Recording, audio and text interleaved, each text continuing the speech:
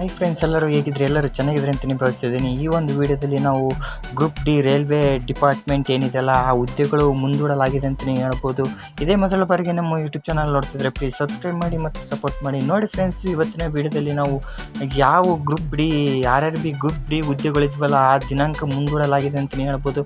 ಒಟ್ಟು 32,438 ಹುದ್ದೆಗಳು ಇದ್ದು 503 ಕರ್ನಾಟಕದಲ್ಲಿದ್ದರೆ ನೋಡ್ಬೋದು ಫ್ರೆಂಡ್ಸ್. ಈ ಒಂದು ವಿಡಿಯೋದಲ್ಲಿ RRB ನೇಮಕಾತಿ 2025 ಏನು ಗ್ರೂಪ್ ಡಿ ಹುದ್ದೆಗಳು ಫೆಬ್ರವರಿ 20ರಂದು ವಿವಿಧ ಹುದ್ದೆಗಳು ನೇಮಕಾತಿಗೆ ನೋಂದಣಿ ದಿನಾಂಕವನ್ನು ವಿಸ್ತರಿಸಲಾಗಿದೆ.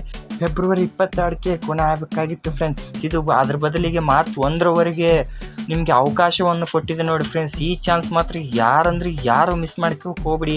ಎಲ್ಲರ ಅರ್ಜಿಯನ್ನು ಸಲ್ಲಿಸಿ ಮತ್ತು ನೀವೇನು 2025ರಲ್ಲಿ ಇದು ಒಂದು ಒಳ್ಳೆಯ ಹುದ್ದೆಗಳು ಅಂತಲೇ ತಿಳಿಸ್ಬೋದು. ಚೆನ್ನಾಗಿ ಓದಿ ಬರೀರಿ ಫ್ರೆಂಡ್ಸ್. ಮಾರ್ಚ್ 1ರವರೆಗೂ ನಿಮಗೆ ಅವಕಾಶವಿದೆ ಅರ್ಜಿ ಸಲ್ಲಿಸಲು. ಯಾರೂ ಮಿಸ್ ಮಾಡ್ಕೋಕೆ ಹೋಗ್ಬಿಡಿ.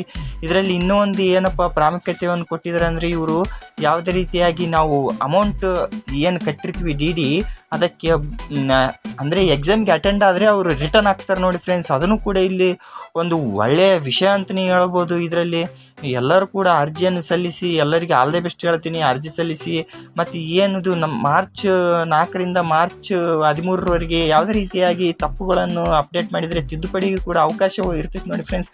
ಎಲ್ಲರ ತಪ್ಪದೇ ಅರ್ಜಿ ಸಲ್ಲಿಸಿ. Thank you friends.